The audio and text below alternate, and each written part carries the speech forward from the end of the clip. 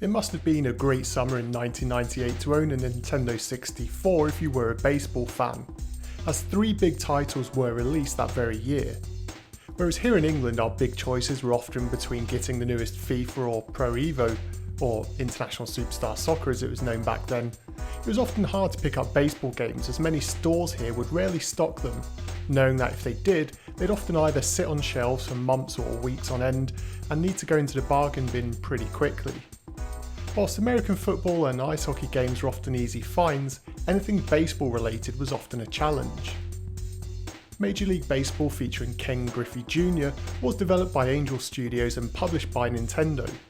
Going up against Mike Piazza's Strike Zone wasn't so much competition, but Acclaim's All-Star Baseball on the other hand was a tougher competition game to go against, and the realistic competitor to this title. Angel Studios and Nintendo both perhaps knew this, and so instead of going for the simulation route like Acclaim, Major League Baseball comes across as a much more easy to pick up and play title. But don't let that make you think that the game is lacking any depth. Now, as you'd probably expect, the game itself features all the official licenses, full stat tracking, different skill levels, rumble pack compatibility, and pretty much everything else that comes as standard in any self-respecting sports title. What sets this game apart though is the very fine-tuned controls which make this easy to pick up and play for beginners and challenging to master for those willing to put the time and effort in. Simply put, when batting, your player's stats determine your hit circle. The larger it is, the better the chance you've got of blasting the ball out of the park with a clean hit. Less skilled batters will have smaller circles, which makes it much more challenging, especially if you're up against a prolific pitcher.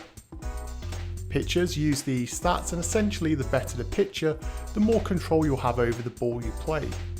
Whilst all pitchers have access to the same types of pitch, the higher stat ones do a much better job and offer you more manoeuvrability with the ball in more specific ways. This mechanic creates a cat and mouse chase before a ball is played as you try to outdo each other.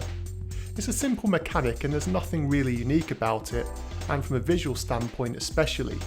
But as you expect with Nintendo putting their name to any game, they wanted it to have a certain level of polish, and that's what's delivered here with the game's controls.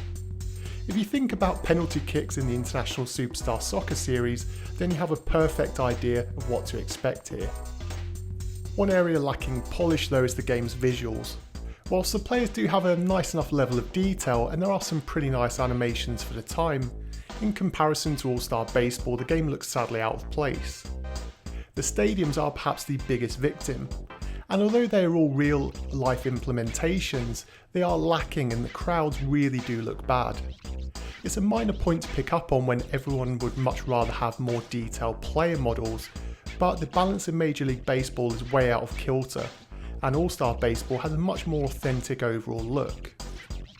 And it's not just the graphics which could have had more work. The menus, whilst having a fresh presentation to them, can be confusing, and trying to even do some basic things in the menus like any fan would want to, can be really confusing. I mean, is it really that difficult to have the options menu on the main title screen? The camera system does give the game a cool television style presentation, and the frequent camera changes make the game feel interesting to watch, even for someone like me who has next to no interest in the sport.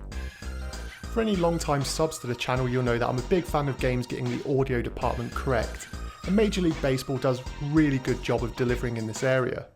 The crowd noises, ball hits, ambient noise, organs and commentary are all superb, and the commentary itself from Ken Griffey Jr. does a decent job but is used sparingly, and it stops this from becoming really annoying or repetitive because there's a good amount of depth to it. As an overall game, it's easy to recommend this to any casual fans, and like NBA Courtside, Nintendo published a game which anyone can enjoy, but if you are a die-hard fan, well, perhaps you should be looking to pick up the later All-Star Baseball games from Acclaim. You can have fun with this, and for the pocket change you can pick it up for, then it's hard to go wrong. But even with my limited baseball knowledge, I know that there are better baseball games on the console. And so for today's topic of conversation, I'd love any baseball fans to throw in their expert opinions in the comments section down below.